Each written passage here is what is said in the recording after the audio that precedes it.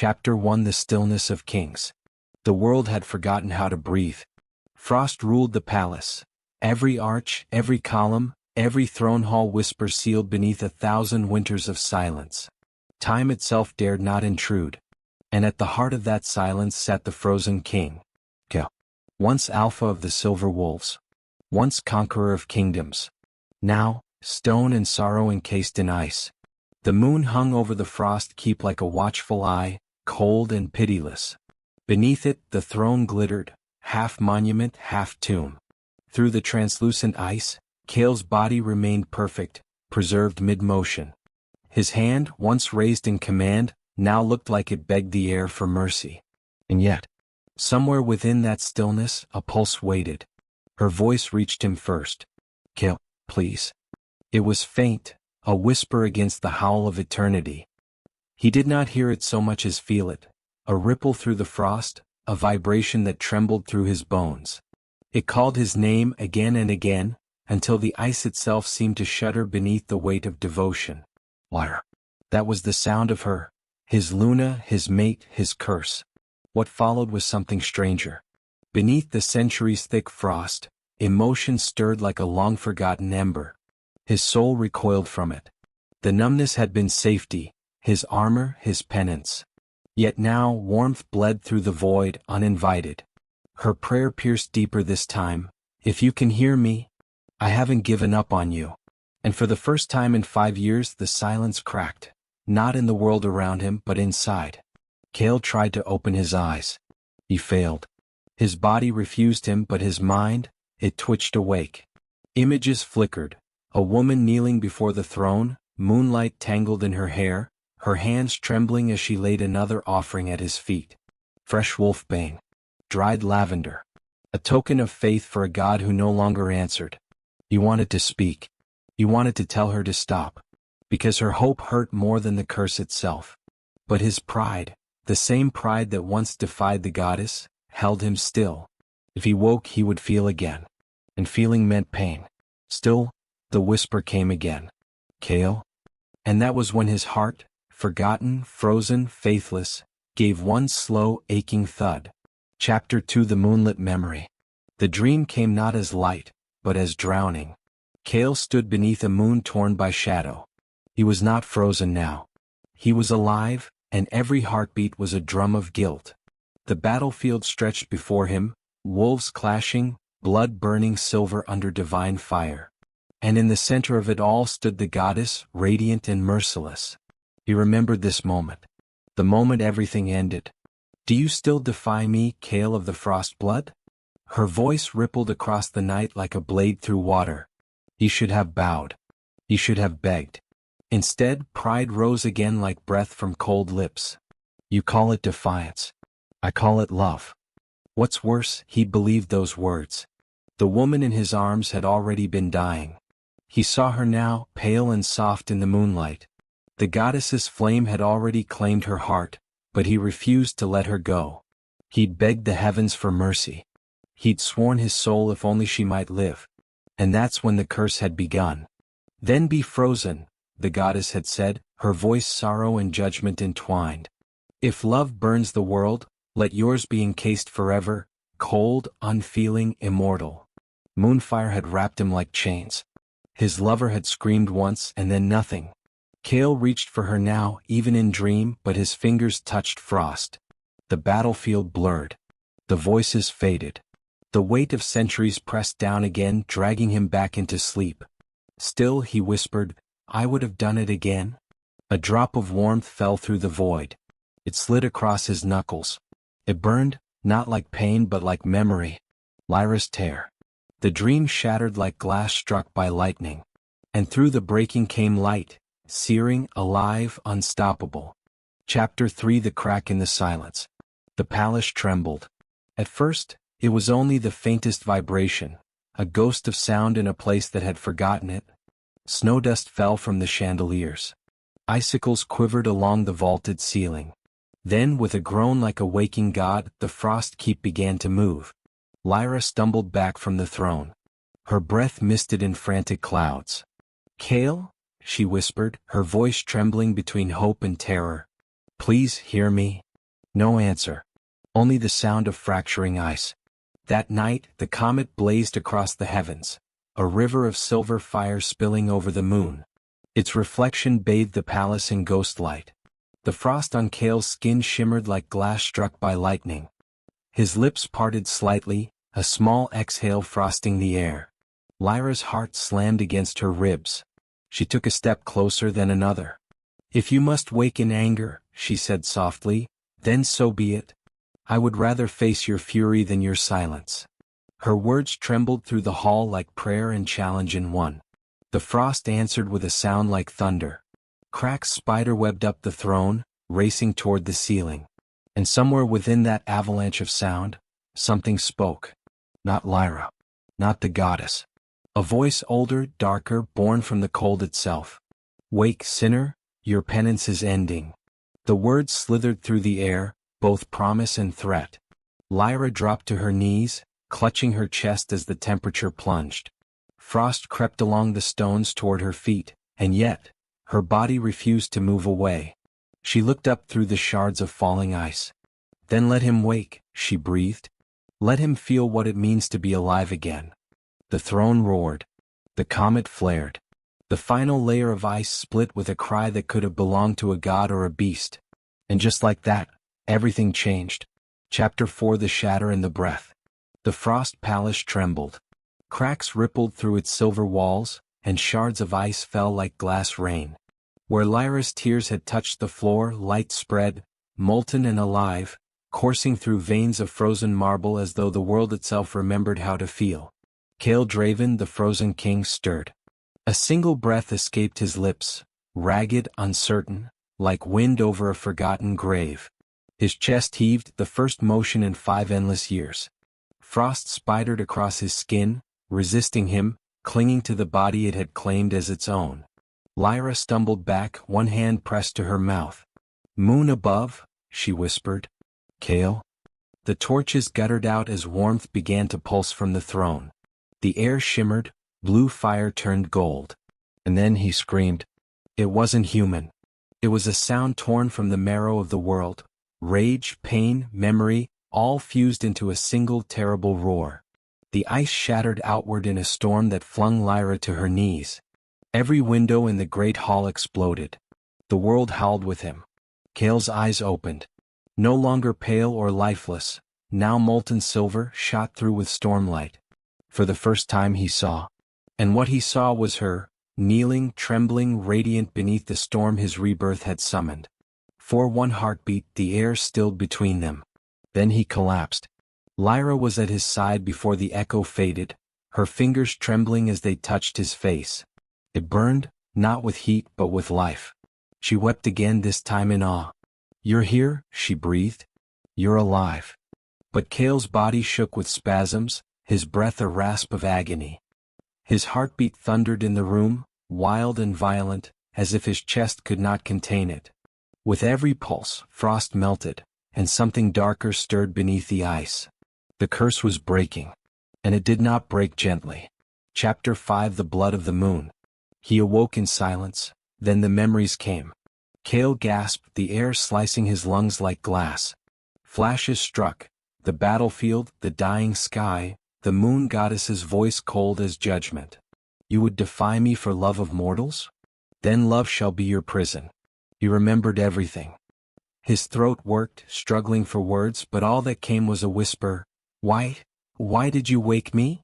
Lyra flinched. "Because I couldn't watch you fade any more. You should have let me stay dead," he growled, and the room darkened. Frost crept across the walls, drawn to his pain. "You don't know what you've done." "I know you're alive," she said, standing now, trembling but unbroken. "And I would bear any wrath the heavens send for that." Kael turned to her fully, a movement that carried centuries of restrained violence and impossible beauty. His aura rippled with power, enough to make the torches flicker and die. Yet beneath that fury she saw a fracture, a glimmer of confusion, almost fear. Her hand rose toward him. He caught her wrist. The touch burned both of them, divine fire meeting mortal flesh. Lyra gasped as her bond mark blazed, a crescent of silver light at her collarbone. Kael's own mark flared in answer, pulsing in time with his heart.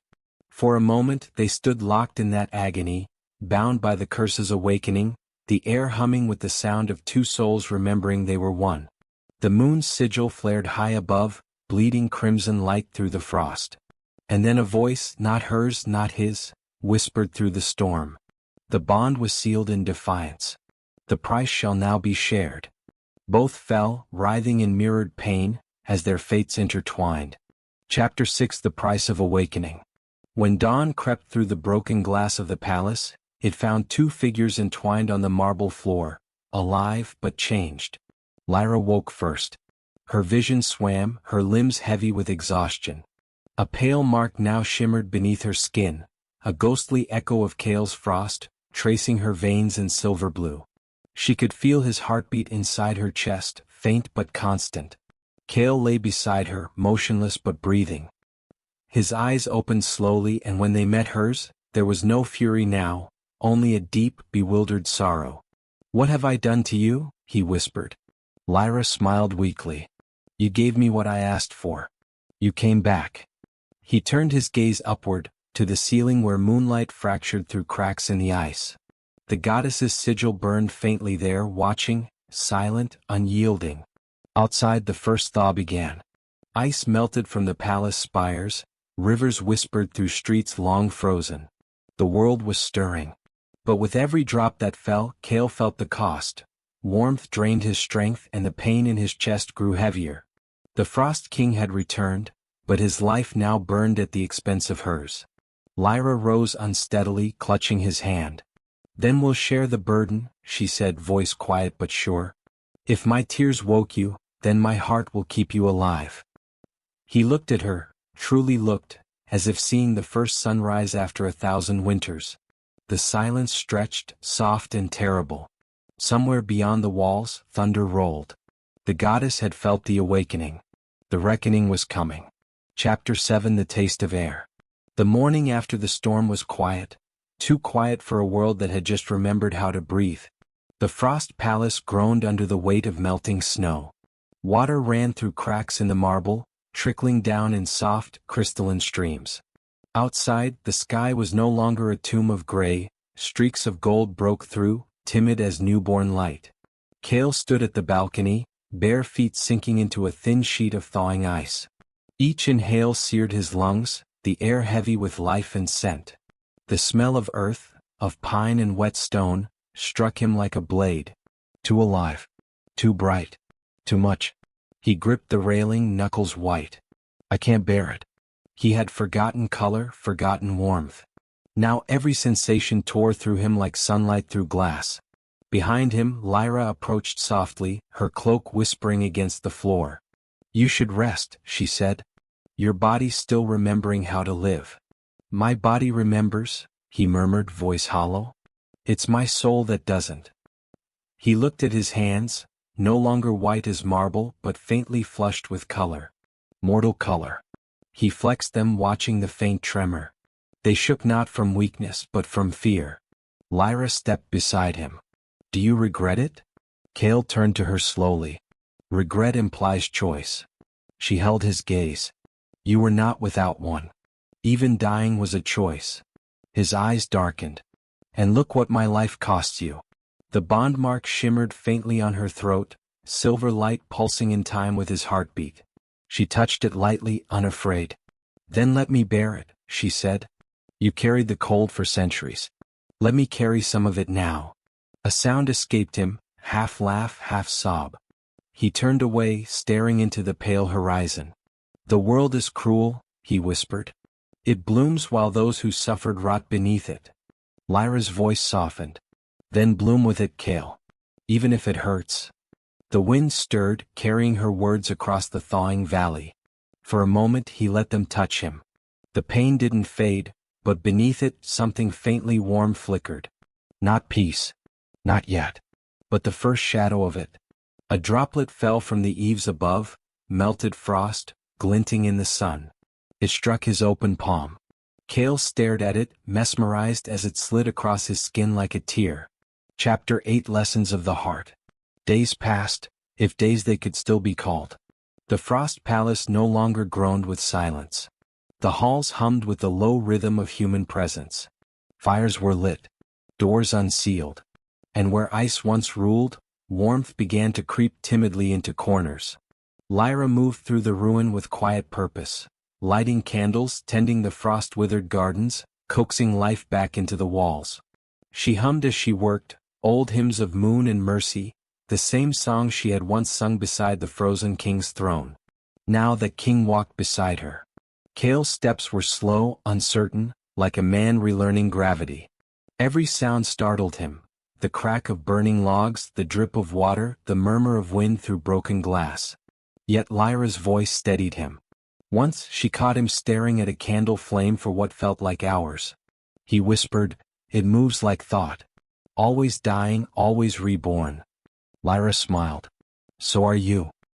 He looked away, but she saw the faintest curve of his lips, a shadow of a smile that hadn't lived on his face for centuries. That night they sat beside the great hearth, the same that had burned cold for an age. Lyra coaxed him to taste bread baked over the flames. His first mortal meal. He hesitated as if it were sacred. When he bit it, his eyes closed. "It's warm," he said, wonder breaking through his voice. "It shouldn't mean anything yet." "It means everything," Lyra said softly. "You can feel again." He looked at her then, truly looked, the candlelight painting gold along her cheeks, the crescent mark gleaming faintly at her collarbone. She met his gaze without fear, though she could feel the chill that lingered in him like a phantom. He reached out, hesitant, almost reverent, and touched her hand. The air quivered. Frost bloomed faintly across her wrist, then melted under her warmth. His power obeyed her presence, bending rather than breaking. "You're not afraid," he murmured. "I was," she admitted. "But love is not fear's absence. It's what survives after." He turned that over in silence. The word love still tasted dangerous. Yet her eyes softened it into something human. That night, when he dreamed, it was not of the curse, but of laughter echoing down marble halls, the kind that had not existed in 1,000 years. For a heartbeat he believed it could return. Chapter 9: The Howl of the Forgotten. The thaw awakened more than warmth. From the forests beyond the valley came echoes, low, mournful cries carried on the wind. The villagers, emboldened by the sun, had begun rebuilding their homes. But their fires burned low with fear, for the old beasts of the frozen age had begun to stir. Kael heard them before the others did. He was walking the outer walls when the sound came, a deep, distant rumble that prickled along his spine. His hand tightened around the railing, frost creeping beneath his touch. "Lyra," he called, voice sharp. She appeared moments later, cloak whipping in the cold air. "The forgotten are waking." Her eyes widened. "The beasts of frost? But they were bound by your curse." "And my curse is broken," he said grimly. The first of the creatures came before dusk. Enormous, spectral wolves of ice and mist, their howls shattering the silence of the vale. The villagers fled to the palace gates, screaming prayers to the moon. Lyra ran to them. Kael followed, his every step shaking the ground. When he raised his hand, frost surged, a wall of ice rising between the beasts and the people. But his control faltered. The wall cracked, then erupted outward in a storm of shards. One of the creatures lunged. Lyra's cry cut through the chaos. Kael turned, too late, and the beast's claw raked her shoulder. Something inside him snapped. The air froze solid. Frost spiraled from his body in waves, swallowing sound, color, motion.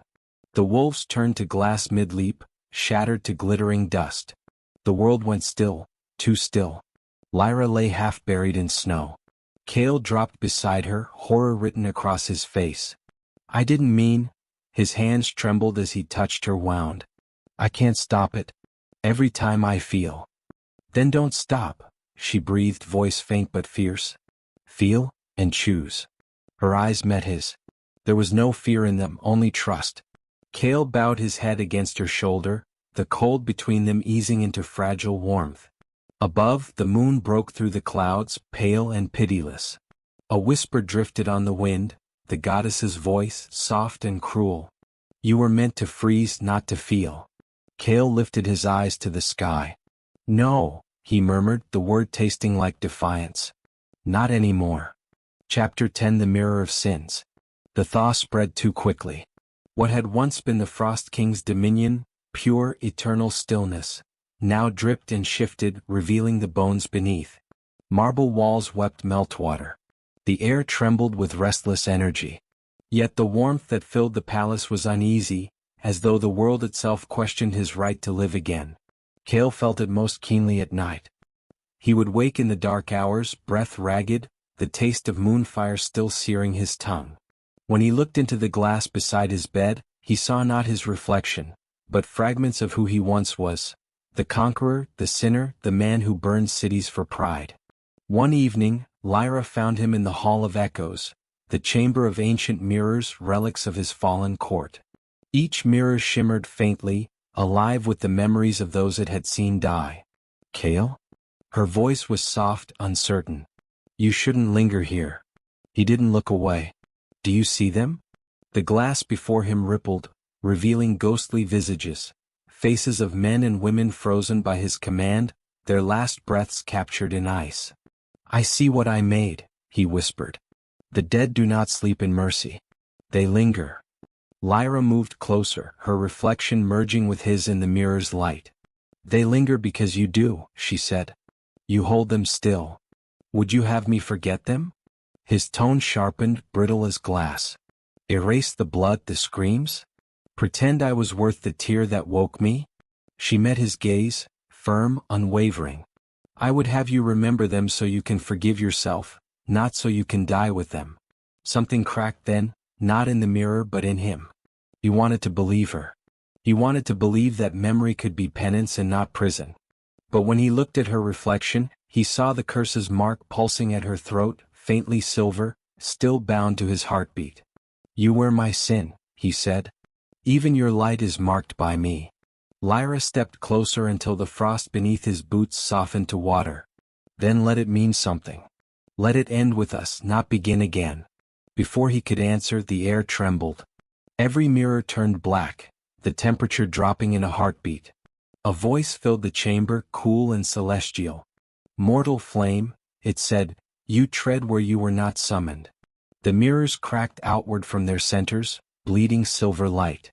From the fractures emerged shapes, tall, luminous figures draped in moonlight.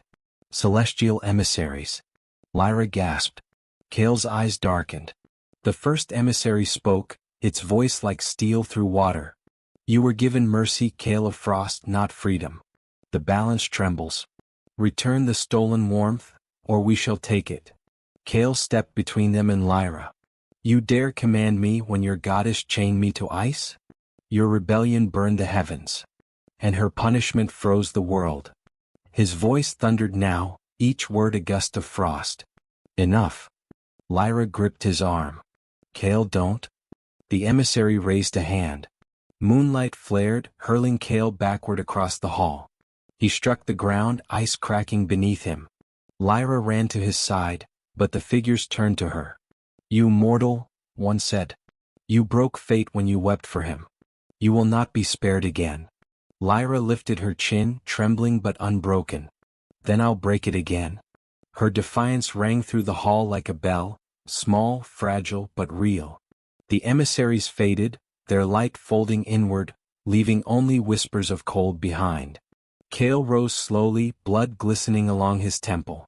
This isn't over, he murmured. They won't stop. Lyra looked toward the shattered mirrors, where their reflections had stood side by side moments ago. Then neither will we. Chapter 11 The Moonfire Trial, Midpoint Shift. The goddess did not wait long. That night the sky opened. A torrent of white fire spilled from the heavens, devouring the horizon. The villagers screamed as moonlight descended in pillars, each strike a judgment. The moonfire trial had begun. Kael felt it before it struck, the tremor in the air, the divine wrath curling through the wind. He pulled Lyra against him and spread his arms wide, summoning ice from the heart of the world. Frost roared upward, meeting the celestial blaze. The impact shattered the ground. Stone exploded, snow boiled into steam. Kael gritted his teeth, the force driving him to his knees. His power strained against the goddess's will, every heartbeat a battle between mortal and divine. Kael? Lyra's voice broke through the roar. You can't fight her. She'll burn you, he shouted back. I won't let it happen. Moonfire struck again, closer this time. It tore through his ice shield, searing his arm to bone. He cried out not in pain but rage. He forced the frost to mend him, blue veins of light snaking across his skin. Then the goddess spoke, not through emissaries, not through echoes. Her voice filled the storm itself. Do you still defy me, fallen king? Kael raised his eyes to the sky, hair whipping in the gale. I defy your cruelty, not your name. You speak of cruelty after you slaughtered my children? I paid for that in centuries of silence. His power surged, wind and frost colliding with divine flame. And still you call it not enough. The light intensified, a column of moonfire descending upon them both. Kael turned, shielding Lyra with his body. Stop, she cried, trying to push him aside. You'll die. I already did, he whispered. And in that moment he meant it. The blast struck. The world went white. Silence followed, vast and eternal. Then came the smell of smoke, the weight of dust. Kael opened his eyes slowly. The palace lay in ruin. Half the hall was gone. Only jagged ice spires and burning moonlight remained. Lyra lay motionless a few feet away, blood streaking her temple. He crawled to her, trembling, hands shaking as he cradled her head. No, he rasped. No, no, no. Her eyelids fluttered. You shielded me. I couldn't lose you. His voice broke. Not you. Above them, moonlight shimmered one last time, fading into a soft rain of silver dust. Lyra touched his cheek, her voice faint. Kael, love is not punishment. He closed his eyes, pressing her hand to his heart as the fires around them died. In the distance, thunder rolled, not of storm but of the heavens closing their eyes. Chapter 12 Ashes of Faith. Smoke lingered for days. Kael carried Lyra through the ruins, her weight light against him, her breath shallow. He moved through corridors of ash and frost, the palace groaning like a dying beast. Every step left streaks of red across the stone. His blood, her blood, the blood of their defiance. When he reached the garden, what remained of it, he laid her upon the thawing earth. The soil beneath her glowed faintly, feeding on divine residue. Flowers that had never known warmth began to stir, pale blossoms trembling open. She stirred, eyes fluttering weakly. You found the light, she whispered. He knelt beside her, tears freezing on his cheeks. No. You are the light. Her hand brushed his jaw, fingertips trembling. Then take it, before it fades. He shook his head. Not again. Not for me. Above them, the clouds shifted, revealing the pale curve of the moon, not burning now but watching. A silent witness. Kael clenched his fists, frost spiraling from his skin. He raised his gaze heavenward. No more penance, he whispered. No more silence. The wind answered, a whisper that could have been divine, or simply the breath of a man who had nothing left to lose. He pressed his forehead to Lyra's, voice low and broken. If love is sin, then I will damn myself gladly. And in that vow, something in the frost changed. The ice that once bound him began to melt, not from heat but from purpose. The world trembled. The moon dimmed. And Kael, for the first time, felt not the weight of his curse, but the strength of his choice. Chapter 13 The Frozen Exodus. The moon did not rise for 7 nights. Across the tundra, where once stood the Frost King's realm, only silence lingered, broken by the crack of shifting ice and the distant cry of wolves that no longer answered to gods. Kael carried Lyra through the wasteland, her warmth the only pulse left in a dying world. Snow fell in strange patterns, not white but silver-gray, heavy with the residue of divine ash. Every flake that touched his skin burned faintly, leaving trails of light before fading. The goddess's mark. The world itself was unraveling, its laws fraying where moonfire and mortal defiance had collided. Lyra stirred against his chest. You're bleeding again, she murmured. I've bled before, Kael replied, voice low. The earth bleeds more. Ahead, the ruins of the frost keep glimmered faintly, a skeletal outline against the horizon. He stopped, lowering her gently beside a shard of fallen spire. She winced but tried to sit up. "You can't keep running," she whispered. "Not from her. Not from this." He looked at her, the pale fire in her eyes, the stubborn grace of someone who refused to die for love yet would gladly live for it. "I'm not running," he said. "I'm choosing where to stand when the end comes." From the distance came a sound, the chime of bells, faint but pure. The Order of the Veil, the goddess's mortal priests, hunting the heretic who had defied the heavens. Their voices carried through the storm, ritual chants, half prayer, half war cry. Kael clenched his fists. "They come bearing faith as a sword." Lyra reached for him. "Then don't meet them as the monster they believe you are. Meet them as the man I know." He turned to her, eyes dark with doubt. "The man you know was born from the monster." "Then let him be born again," she said, her voice barely a whisper. "Even gods can't chain what chooses to rise." He looked at her for a long moment, then nodded once. "Then we rise." He stood, frost surging beneath his boots, forming a wall of ice between them and the approaching lights. When the first priest appeared through the haze, Kael spoke, not as a king, not as a god-cursed being, but as a man who had finally learned the price of warmth. "No more sacrifices," he said. "No more offerings. The world will no longer kneel." And as the storm howled around them, his words carried, a declaration that cracked the spine of the night itself. Chapter 14 The Last Blessing. They found refuge in the ruins of the Moonspire, an ancient sanctuary once devoted to the goddess's first miracles. Its domed ceiling had collapsed, letting moonlight pour freely over the broken altar. Symbols of the old faith glimmered faintly across the walls, half erased by time, half remembered by grief. Lyra lay upon the stone dais, pale but breathing. The mark on her throat, the thread of Kael's curse, had begun to spread, weaving frost along her veins. "She's taking me," she said softly. "The curse is returning to its source."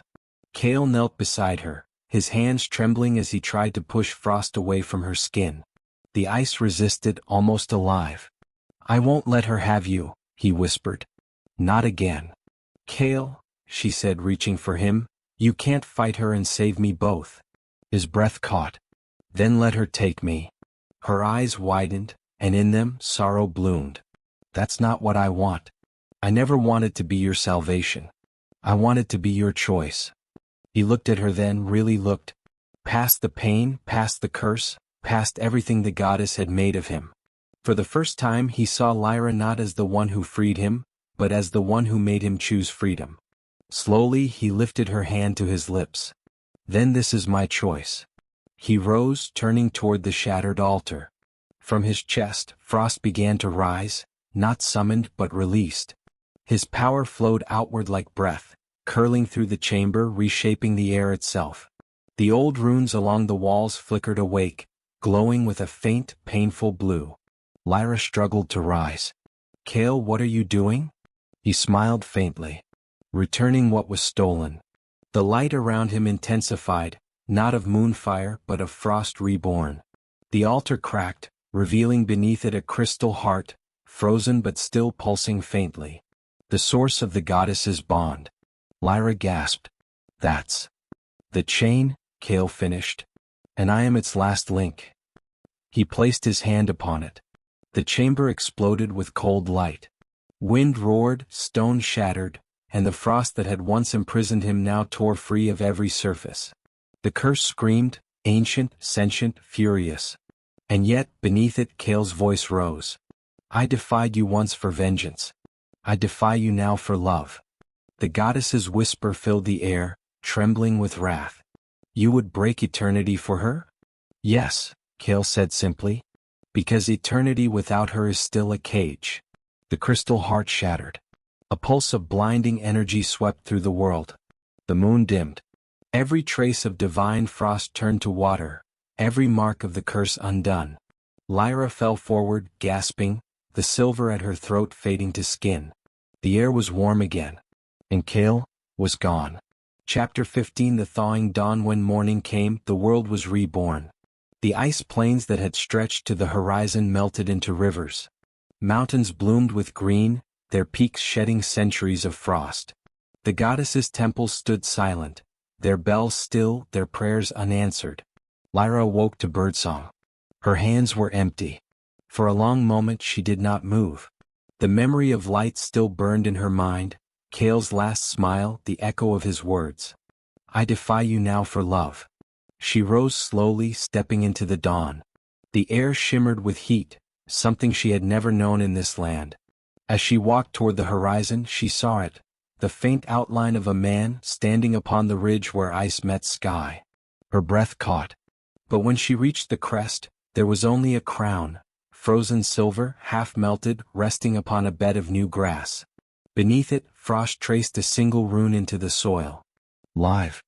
Lyra knelt, tears streaming freely, her hands trembling as she touched the rune. I will, she whispered. For both of us. Behind her, the first rays of the sun touched the ruins, igniting the frost into 1,000 sparks of light. The world breathed again, and somewhere beyond the veil, Kael's voice echoed faintly through the wind. Then my curse was worth it.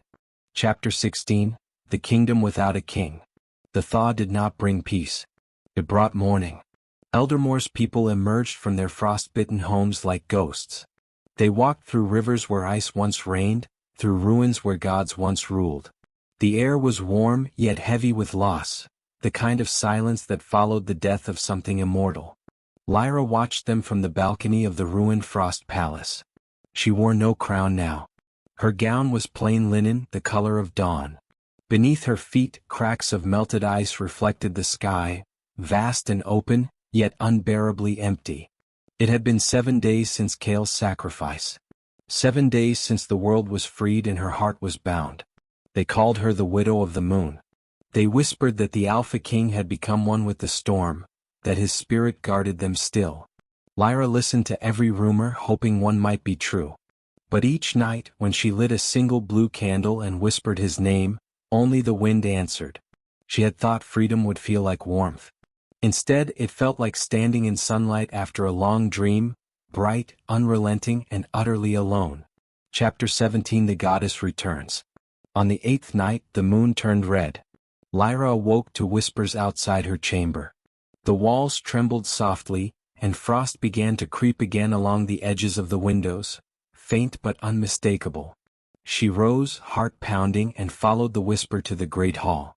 There, upon the altar where Kael once stood, a figure awaited, cloaked in silver fire, her face veiled by the light of eternity. The moon goddess. Child of men, said the voice that was not a voice but the sound of stars dying. You have undone the law that bound creation. Do you know what you have done? Lyra stood very still. Her body wanted to kneel. Her heart refused. I know what he did, Lyra said. He chose love. He chose life. And he freed us all. The goddess tilted her head. You mistake freedom for balance. His death has broken what cannot be remade. The frost held back the storms of the void. Now they come. Lyra's breath caught. You mean to say? The curse was never merely punishment, the goddess whispered. It was the seal that kept the dark between worlds asleep. The torches flickered. Wind howled through the hall like the cry of something ancient awakening. Lyra's knees buckled, the weight of realization striking like thunder. Kael's sacrifice had freed them, but at a cost beyond their world's reckoning. Tears burned her eyes. Then take me instead. Restore the seal. The goddess regarded her, sorrow in the curve of her divine stillness. You would trade your life for his mistake? Lyra lifted her chin. I would trade it for love. For a heartbeat, silence hung between them, and then the goddess's expression softened faintly like dawn breaking through cloud. Love, she murmured. The one thing even gods cannot command. She raised her hand, touching Lyra's brow. The touch was cold, but beneath it, warmth flickered. Then prove it, mortal queen. Prove that love can hold where divinity failed. Light flared, a circle of ancient runes spiraling around Lyra. The world vanished into silver fire. Chapter 18 The Trial of the Veil. Lyra awoke upon a field of stars. Beneath her feet, nothing, only light. Around her, endless void, alive with whispers of old souls. She was between worlds, the veil where the dead walked and the living dreamt. Before her, a shape began to form.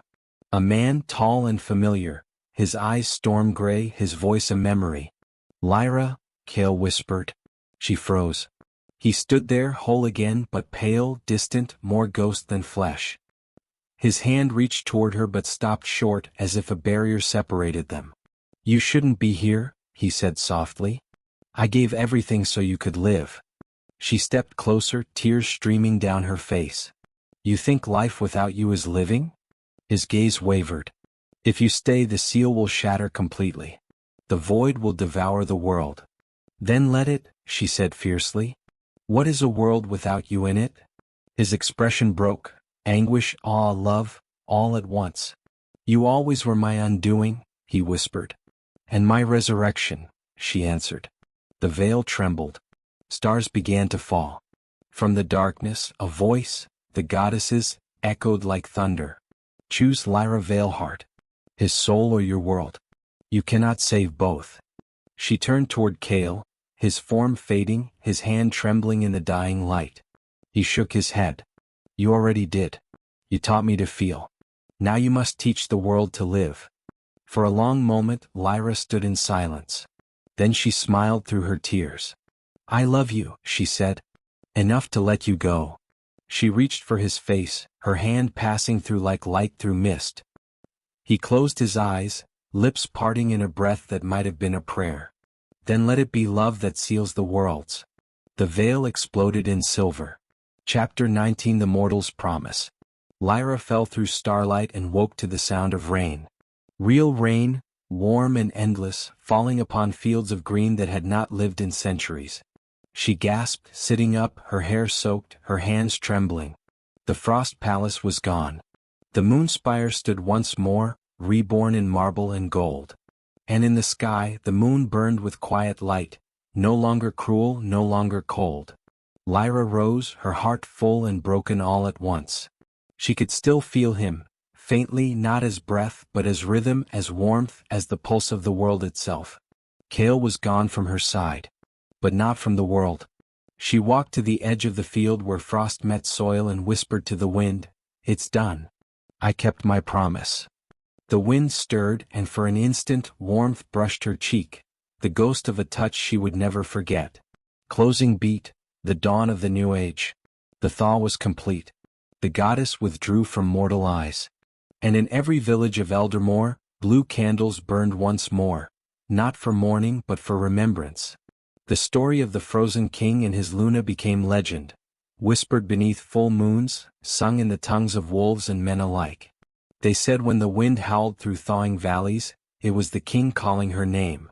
And when the first snow of winter kissed the earth each year, it was Lyra's answer. For in love's language even silence endures. Chapter 20 The Awakening of Light. Morning broke like glass. Lyra stirred amid the ruins of what was once the Frost Palace. The rain had ceased, leaving behind mist that shimmered faintly, every droplet catching fragments of moonlight though the sun had risen. She drew a trembling breath. The air was alive with whispers. For the first time in her life there was no frost. And yet she felt colder than ever. Kael? His name left her lips like prayer, like defiance, like hope refusing to die. A sudden gust swept across the field, warm and wild. The earth trembled beneath her, and from deep within the ground came the slow, rhythmic thrum of something ancient. A heartbeat. Her hand flew to her chest. It was not hers. A fissure opened in the soil before her, and light spilled upward, pure and silver, the color of moonfire made gentle. Through it she saw him. Kael lay upon the earth as if carved from the memory of a storm. His hair dark with dew, his skin no longer glacial but sun-kissed with life. His chest rose shallowly, each breath like the first sound in creation. Lyra's knees gave way as she reached him. "Kael, please." His eyes fluttered open, gray, no longer void of warmth but full of it. The pain, the wonder, the recognition, all there. He stared at her as though the world had returned to him through her face. "You came back," she whispered. He smiled weakly. You never stopped calling me. Tears streaked down her cheeks as she pressed her forehead to his. The goddess said love must prove itself. So I did. Kael's hand, trembling, lifted to cup her face. Then we defied eternity. Around them, the thawing fields bloomed, wildflowers pushing through the soil where snow had melted moments before. The sun pierced the mist, and for the first time in centuries, warmth touched the lands of Eldermore without burning them. But the peace was short-lived. A distant rumble split the air, low and resonant, like the growl of something vast awakening beneath the mountains. Kael's smile faded. It's not over. Chapter 21 The Final Bargain. By dusk, the sky turned silver again, not from moonrise but from the divine storm gathering above. The moon temple stood ahead, reborn in pale stone. Its steps glowed faintly as if remembering the feet of gods. Lyra and Kael ascended together, their hands clasped, the bond between them pulsing like a living flame.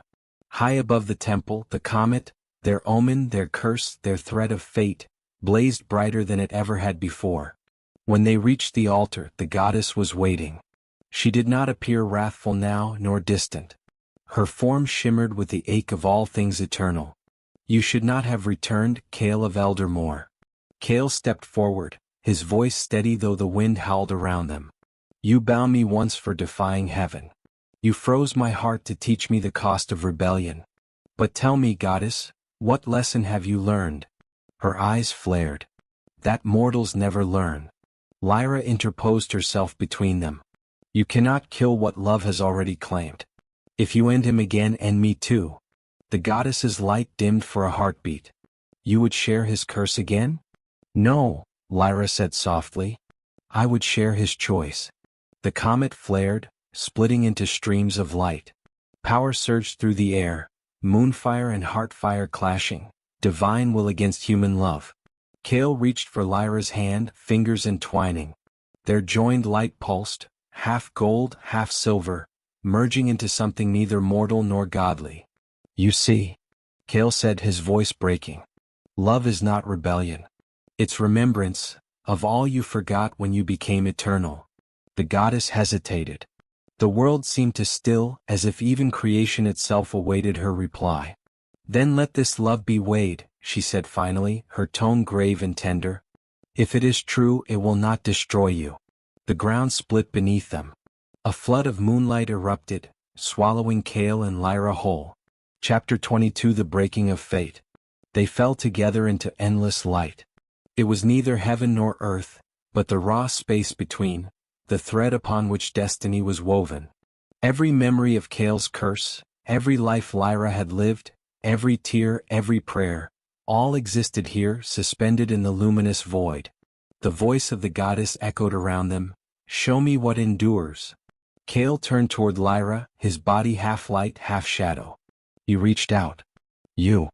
Lyra's answer was a whisper, a vow. Then let love rewrite the stars. She pressed her hand to his chest. Their lights fused. Silver fire burst outward, consuming the darkness, not destroying but transforming. The void became stars, the silence became song. The chains of fate, divine and mortal alike, shattered.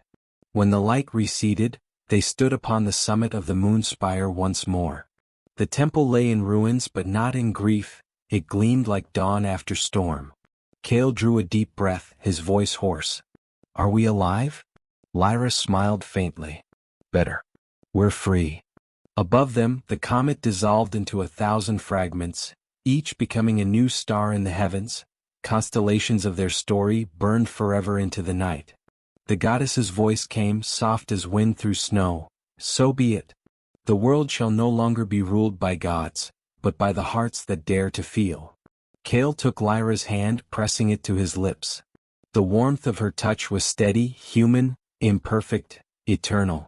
Together, they watched as the sky filled with silver light and the world beneath them began to bloom. Chapter 23 The Final Dawn. The world breathed again. Kael awoke beneath sunlight, real sunlight, soft and golden, spilling through clouds that drifted like ribbons of silk. The air was thick with scent, thawed earth, wildflowers, the faint trace of rain. He blinked against the brightness, his body aching with a strange, gentle weight. For the first time in an eternity he was mortal. A bird landed beside him, tilting its head curiously. He smiled. The sound that left his throat was hoarse and small, but it was laughter nonetheless. His chest ached with it, that tender, unfamiliar rhythm of joy. Then memory returned. Lyra. He turned. She lay a few paces away, her hair spread across the grass like silver fire. Her face was pale but peaceful, her chest rising with the steady rhythm of breath. Relief shattered through him. Lyra, his voice trembled. We did it.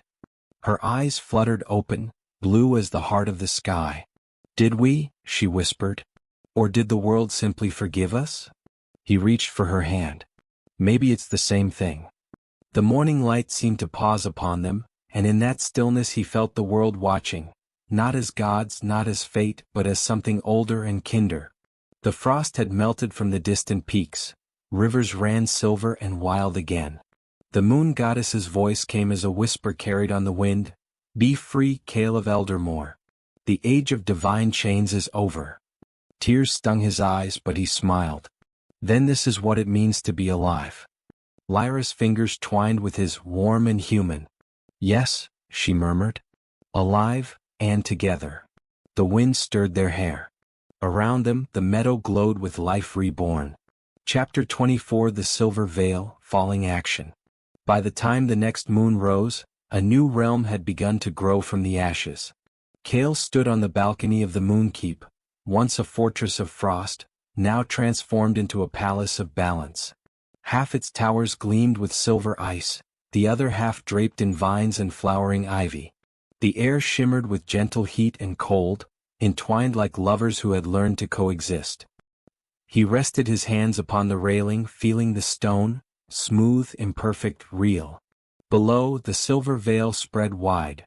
Rivers glittered beneath the moonlight, villages hummed with laughter, and wolves howled not in mourning but in celebration. They were no longer beasts of curse, but guardians of peace. Lyra joined him quietly, wrapping a shawl around her shoulders. Her presence radiated calm, not the fragile kind born of denial, but the deep peace that comes only after surviving the impossible. You've built something beautiful, she said softly. We built it, he corrected, his smile faint but true. Your faith gave me something to build for. She leaned against him. And your strength gave me something to believe in. For a long moment they simply stood there, watching the valley breathe. Kael lifted his gaze to the horizon. Do you think the goddess still watches us? Lyra tilted her head thoughtfully. Maybe. But not to judge. Maybe she watches to remember what love feels like. Kael's laughter rumbled quietly in his chest. Then may she remember forever. As they looked out upon the world they had remade, a single silver leaf drifted from the balcony vines, catching the moonlight before vanishing into the wind. Chapter 25 The Heart That Chose to Feel That Night. The comet crossed the sky once more, faint, distant, but undeniably there. Kael and Lyra lay together beneath the open heavens, the grass cool beneath them, their hands entwined. The stars burned softly, their light reflecting in Lyra's eyes. Do you ever wonder, she whispered, what would have happened if you'd never woken? Kael turned his head, his gaze thoughtful. Then the world would have stayed cold. But you would have still prayed. She smiled faintly. And my prayers would have gone unanswered. He shook his head. No. They would have found me. Just, slower. Silence stretched, comfortable and whole. The world no longer demanded penance, no longer expected perfection. Kael exhaled, watching his breath mingle with hers in the moonlight. I used to think love was punishment, he said quietly. But it was the only thing that ever freed me. Lyra rested her head on his shoulder. Then keep it. Always. He turned to her, his once cursed heart soft and alive. Always. The comet's light washed over them, silver and gold intertwining in the sky. The frost that had once chained the world glittered now only as dew, a memory, not a threat. And in that fragile, perfect stillness, Kael understood at last. To feel was not to suffer. To love was not to fall. To live, truly live, was to let the heart break, mend and beat again. The world tilted softly beneath them as dawn approached. The moon faded, the stars dimmed, and light poured over the silver veil like forgiveness. Kael held Lyra's hand, and together they watched the horizon bloom. They were no longer gods. No longer cursed. Simply alive. Years later, children played in the silver veil, their laughter echoing through the fields of frost flowers and moon blossoms.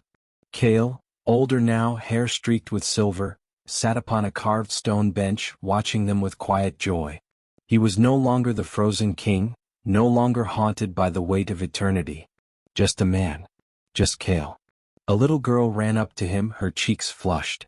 "Tell us the story again. The one about the moon who cried for a man." Kael chuckled. "You've heard it too many times." She shook her head vehemently. "Never enough." He smiled, looking up at the night sky, and there, faint and luminous, the moon shed a single tear of light. He felt warmth on his face, not from the tear but from what it meant.